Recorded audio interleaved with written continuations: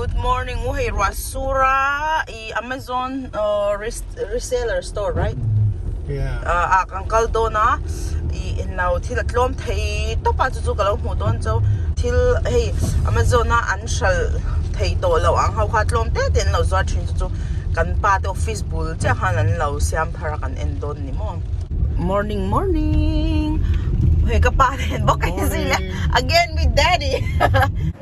Rasura cái này lâu vợ ta rasur lệ sula bốc lâu ngày ta lâu ấy vợ lúc hey anh lụt thằng ấy Amazon chú wow hey let's go to office ama let's go say hi baby your wife shopping I'm shopping hey not thoka kan pa po mo he's working hard you know trolley chu lap te mo en lâu này nè hay anh đổ về chú nè cái anh qua lòng ấy Grill for cooking. It's like a this one is mini so grill. cool. What's that? Fridge? Yeah, it looks like. Oh, mini fridge. That's Yeah, so cute. tiny fridge. Yeah, my friend used to put in their bedroom, you know. Yeah. Hey, ma man chu kan che chong lo ma set lom to lo khan lo zong. For let me show my husband first. Hey, dollar saman tia swim suit ni ala don cho. Ren lo zo ra som pathum chu nia ki top at noi. Yeah, it's cool. Momo stick. Lemon cake.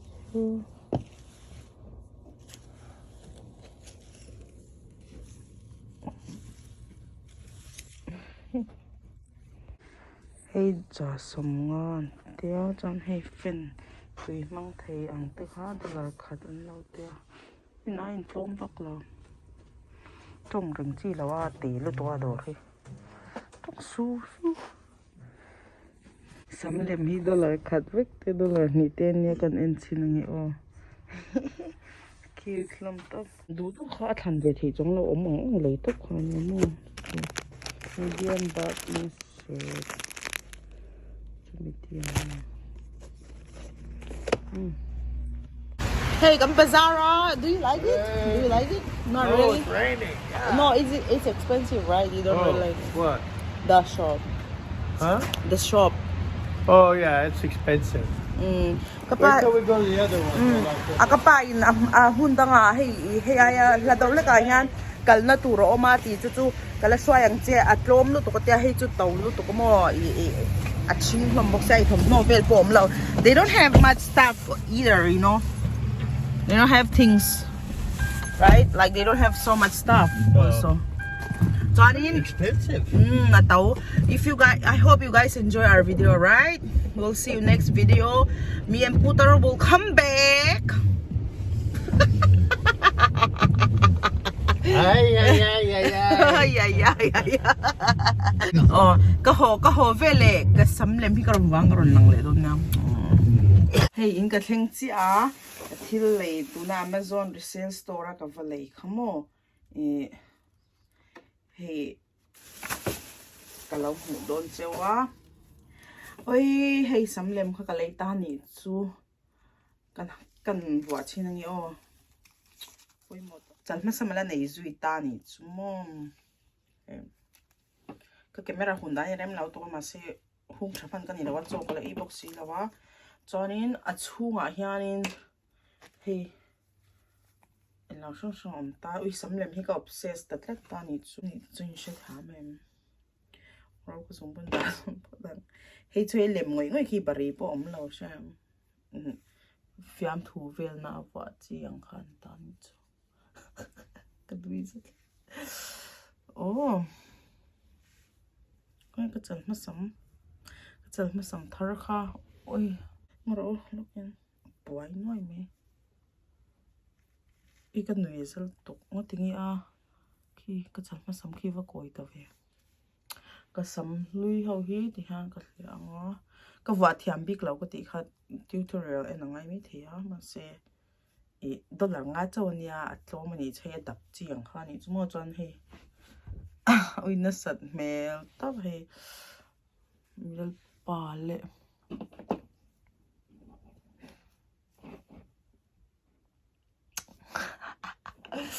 rồi anh muốn đi càng hay anh vua đi tới càng này chú ôi ôi nó sạch mèo tốt cho nên ôi tính tiếp quay chọn mà sắm lem hiền hay lem này hiểu sắm color cái khác lắm nè ở đây mà xây đậu tour về xem xem nhang khăn ông rồi mấy rồi sẽ cho nên cái lề lề bọc hạt cắn từ lòng lề phút tăng hay hi swimsuit này chân chân cái summer ten này cháu cái lắm một giờ rồi nó cái lề mua blue color hi cho nên thì về thôi dollar som cháu nha dollar trend cái cho nên tàu thấy tốt cái dollar som này thì ngay tên này chúng mà sẽ reseller store này vàng khanin cho mình chứ mà cho nên thiếu đắng một tuần sau cái lâu này bốc á đi Chicago trong những cái Mizo bụi thâu nha IGV cho nên lâu xem mấy thiên chân cho nên đi ăn parcel mình lâu thâu này chú cái lawm tập à mua parcel mình lâu thâu này đi ăn cái lawm tập à chú nó hàng cái lâu không hà lăng cái sắm thar này ham mua đi cái lawm nó tục cái sắm thar cái sau lâu lại ba rồi cái sắm đúng khá lâu lăng tới là nó mà sao ôi nó sạch mèo cái mệt hot lò rong khi mà sẽ hay one veil na tan tập ya ba ka ing moni ni khá vel hay hong cái lom tục van là đi dâu rem sang thì nhiều có mình cần tự làm cái này cái lom lúc tục bởi tê chu ở bên năng chỉ tê nhị phê chọn ăn bếp chả xem mà picture sa edi ne hianin ka story dan to che phan ko nga ataka ve khat ma kan lein hulawa Facebook Instagram live vel na tang in share kan nya chain mi hi ngai na ve em thiam no to ka hian thil ten kan thona ni mo mi zo rama an ko a I lau thon ve nge ni fel top athon man hi dollar som pariat a choya India paisa chon sang khat le ti vel nya ma se sang khat sáng khát đấy bé lý chú chung cho nên sáng khát cháu bọn này nào chú sáng khát rồi à sáng khát rồi ngay về là cho ít ta lý chú bỏ anh mà bé cái đủ lâu á thì cái lâu thuần về chị á cái present chị á anh vàng nghe bây giờ cái lạc không cái tí này chú mà phải tốt á cái van này về xem xem mà hay mi đủ sắc này cái đông nó sao mà cái bí để bọn này tháo India na trăng thiên rồi thuần rồi hả anh mà bây giờ là đủ lâu chưa thả mẹ cái van này anh nghe bốc cho lâu cái mình chỉ cái nhang hoàng lê ui đón mẹ về hay chú đinh mèo hồ đằng ai vậy chú ui cái thằng kia nó thì lằng hàng cái quay lâu ui lên xe ui tụi đó ui đi mi rồi hal bang ui ăn thua rẹp thế ui hình như gì à ui hari chú nhỉ chú hari tụi nó tộc ui lăn pa ui ta nhỉ chú con ui lom to ui nó lom ui về em ui cái lom gì vậy ui papor ui cái lom mình surprise ya ui rutuai rep ui mati cái bên lom ui vai hồng sweet lăn pa cho đi nghe mình lâu thon Nutella ui là đi kêu tóc mình thì mình lúc tóc ui nghe hi ui dry seaweed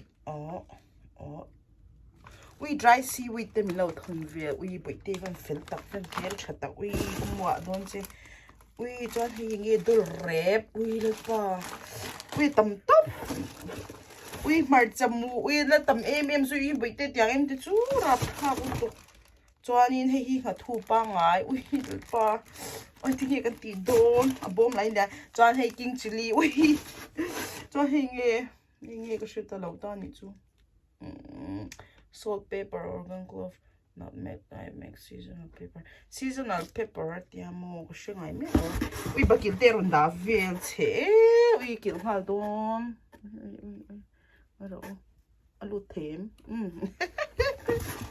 cho nên hay chú chấm lim rep này hay với khát ấy về lấy tụi đâu mà tụi biết là anh còn cả lốm thâu cho nên bệt lối rep lâu thầm bốc anh khá giống khá nhỉ ui tầm tóc ui bà bỏ đi cái chung thì cái ôi lấy ba cái lốm lúc tục uy mục bằng đó tiền đại khát chú cái căn xe lúc hàng mục bằng lại đó hi uy dry seaweed uy mate cái lom zia hi edi dâu rem sang itu hang cái lom lu tục ini em mình bung te ka uy te cái lom tục uy mình bung ka bao đây ni chú oh heta hi dâu rem sang cái edi cái lom tục thank you so much cho in uy cái lom tục bây tem lau thon sim cái lom anh po chú ni se pakhat lek po se cái lom to chú ta kara tam lut tục he bom te hi lian tục tan chú cái lom lut tục video cái tang hang cái lom zia cái ron say cho nên kita kamu bak na po cái ron lom leng bye bye vi kui lo enjoy cái ringa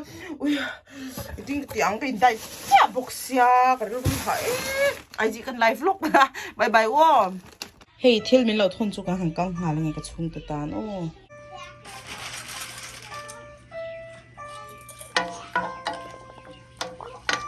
They go fast. I know, that's why I have to be really quick.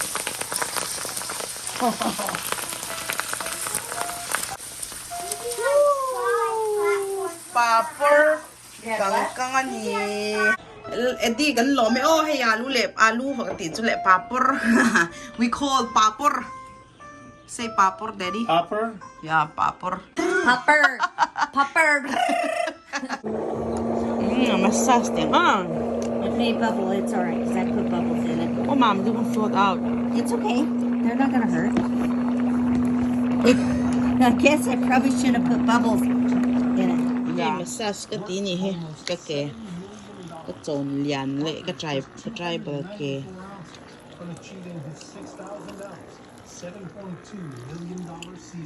Scarlett hian a phuan hi ei tur mo lo te he. Ronda bela. Now there's a fountain. Okay, there's the waterfall. See it? Yeah. Feels great. Ngon hle mấy he. In lâu enjoy nghe cái base với nó cầm vlog te kha. Ni man ngon với cô. Bye bye.